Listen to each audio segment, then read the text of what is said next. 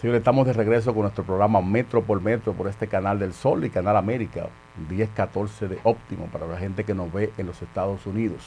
En esta ocasión tenemos con nosotros a José Miguel Soto Jiménez, ex ministro de Defensa de la República Dominicana, presidente del partido Quinta República, miembro de la dirección central de la Fuerza del Pueblo y amigo de todos nosotros aquí. Buenas noches, general. Bueno, un placer de estar aquí, más allá del cumplido, de decirte que me siento realmente complacido de acudir a este espacio, de deferir la invitación, pero además entonces darte a ti y a toda la audiencia de este programa un saludo muy pueblista y además un saludo muy leonelista a toda la audiencia. A la diáspora también. Ah, no, pues sobre todo eso. Sí. Que por cierto que el presidente va para allá, el presidente Fernández va para allá en estos días. Cuénteme, la Quinta República, ¿qué está Quinta República? Pues yo lo veo que usted es miembro también de la Fuerza del Pueblo. Bueno, yo creo que esa es la primera aclaración que hay que hacer. La primera. Sí, yo, como dicen en el campo, di el paso Sí. ante mi imposibilidad de ser neutral, pero además, frente a la grave situación que estamos viviendo los dominicanos, llámela tú como tú la llames, crisis o lo que sea, y entonces, en la creencia de que hay que construir una nueva voluntad política que corrija esas anomalías que está sufriendo el pueblo dominicano, la sociedad dominicana. Entonces yo ingresé a la Fuerza del Pueblo y mi organización política, entonces, es una de las organizaciones aliadas de la Fuerza del Pueblo con miras a las elecciones próximas. General, pero yo tenía entendido que usted tenía más acercamiento con la gente del PRM.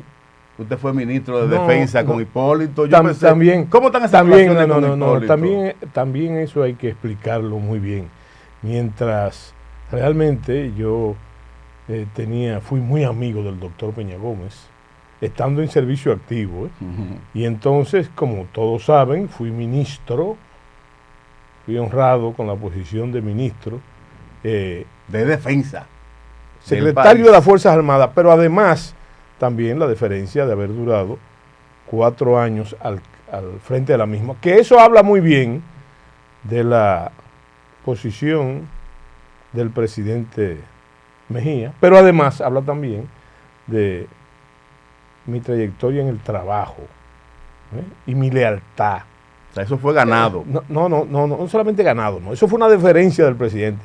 Y hay un detalle interesante que la gente debe saber. Cuando el presidente Mejía me anunció a mí como ministro, yo dije que había honrado mi carrera y que también le había puesto fin. Porque yo no sería dentro del tren militar, después de esa posición, ninguna otra cosa. Entonces, en esa deferencia, y hay que recordar lo que decía Stefan Zweig, que él decía que el agradecimiento es el principal abogado de la lealtad. Ahora bien, la lealtad en el servicio activo tiene que estar fundamentalmente normada por lo que dice la Constitución de la República.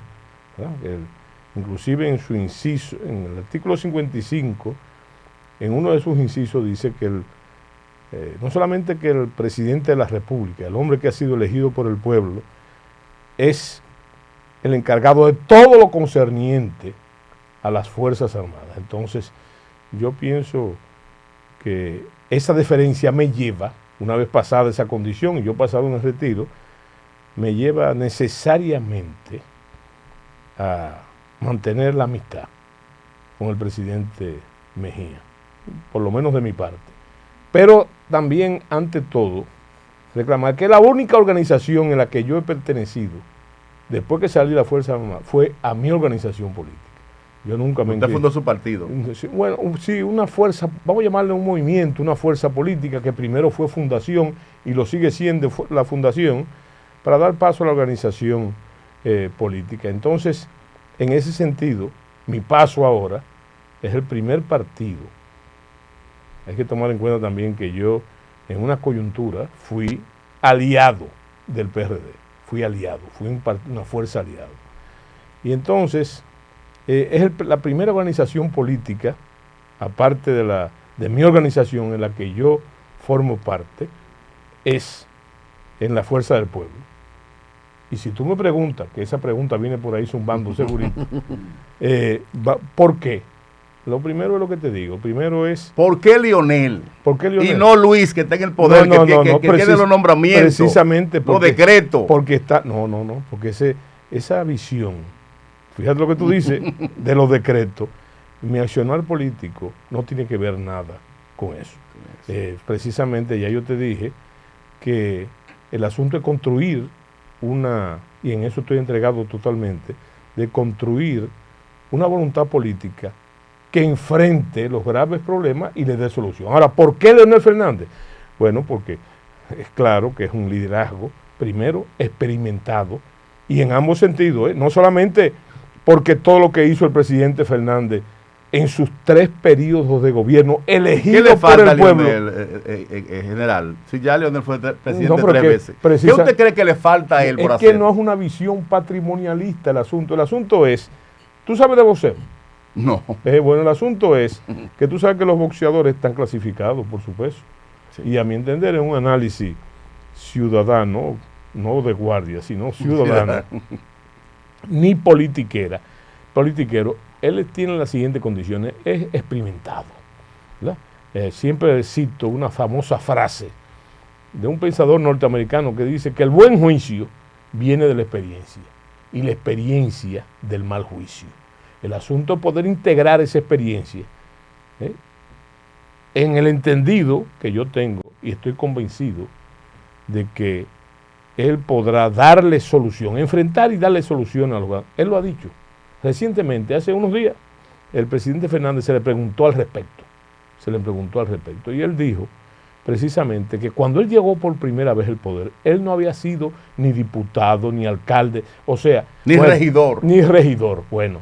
Llegó bajo circunstancias muy especiales, pero llegó también por la fuerza de los votos. Y entonces se puede decir que al salir del poder, hizo cosas importantes que la gente... mucha gente no se percata de que en el primer periodo del presidente Fernández, el presidente lo que hizo fue una obra fundamental, que fue la modernización del Estado y crear las condiciones para un nuevo accionar en cuanto a las obras públicas, por ejemplo, y cosas que se hicieron. Entonces, ¿qué pasó después? Por ejemplo, el metro no, ahí va, espérate, vamos a llegar ahí, vamos a llegar ahí porque tú te me adelantas. Entonces, tomar en cuenta que en su segundo retorno al poder, desde la oposición, entonces, algún aval tenía, había ganado por lo que hizo en su primer periodo, que entonces el pueblo lo favoreció, el voto popular lo favoreció de nuevo, y ahí entonces le dio continuidad a lo que había iniciado una obra de gobierno monumental. Mira, el país ha tenido 3 grandes constructores, estoy hablando en la contemporaneidad. Uno de ellos fue el régimen de Rafael Leónidas Trujillo, fue un gran constructor. Juan Bosch inclusive dijo que Trujillo es el padre del Estado moderno dominicano. Después vino Joaquín Balaguer, otro gran constructor. Y después Leonel Fernández, otro gran constructor. El asunto no está en la construcción ni en la función, sino a qué precio. ¿A qué precio fue la obra monumental de Trujillo, la obra física? ¿A qué precio fue la del doctor Joaquín Balaguer? ¿Y a qué precio fue la del doctor Leonel Fernández? Bueno, entonces esa experiencia, para completar tu pregunta que te me adelantaste, esa experiencia entonces es la apropiada para enfrentar los grandes problemas que estamos viviendo día tras día. Sí, me quedé así porque entró un mensaje ahí que estaba leyendo. Sí. Entonces, general, ¿usted cree que primero yo creo que me diga cómo usted valora los 3 años de gobierno del presidente Luis Abinader? Bueno, yo lo considero muy mal. Se ha argumentado precisamente que el presidente Abinader tuvo que asumir el poder bajo la crisis. Después se ha argumentado también la guerra de Ucrania y eso. Entonces, mira, hace unos días también el presidente Fernández llamó al presidente el hombre orquesta. Ese afán de querer estar en todos lados. ¿Usted lo ve bien que él vaya al Palacio Nacional todos los lunes? No, te voy a explicar por qué. Déjame explicarte por qué. Yo creo que el presidente Fernández, que tiene mucho conocimiento, mucha erudición, se estaba refiriendo a una frase famosa de un libro que se llama El Político, de Azorín. Y Azorín, un clásico, decía que el hombre público no puede festinarse. El hombre, eso es casi una regla de oro en política. El hombre público no debe festinarse. Y nosotros, y hablo cuando nosotros, de cuando yo era guardia, los guardias decimos que es un dislate estar presente en todas partes.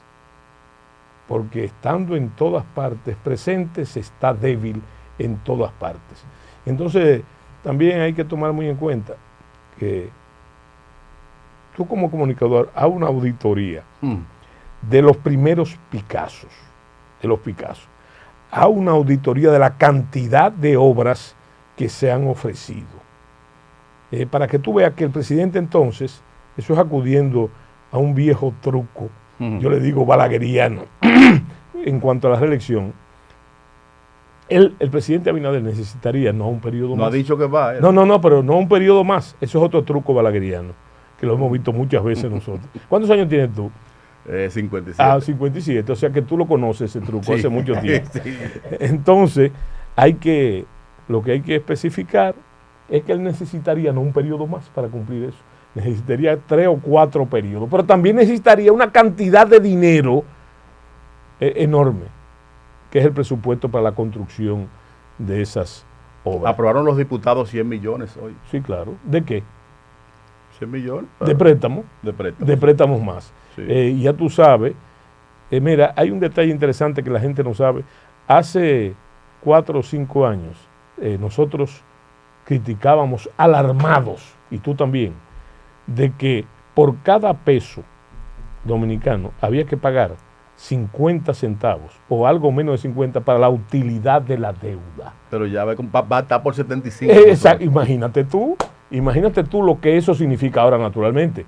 Hay una serie de contradicciones, no de los funcionarios del gobierno, sino del propio presidente, porque el presidente declaró hace unos meses que a él le sobraba el dinero.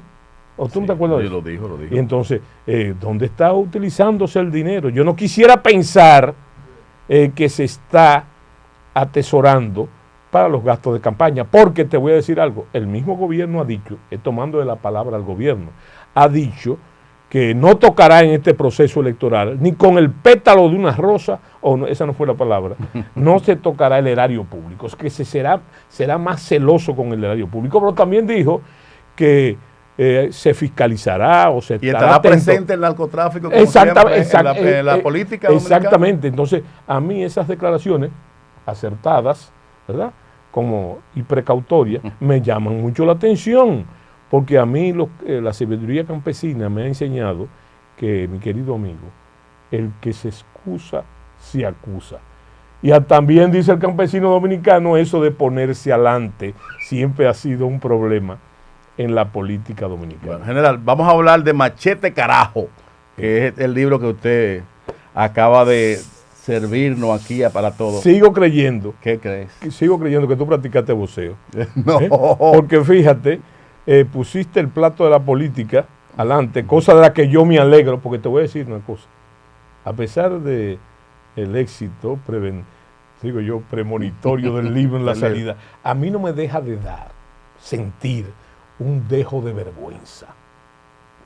Porque conozco el dominicano. Miren lo que está Soto, escribiendo libros y otras pendejadas, y entonces el país como está.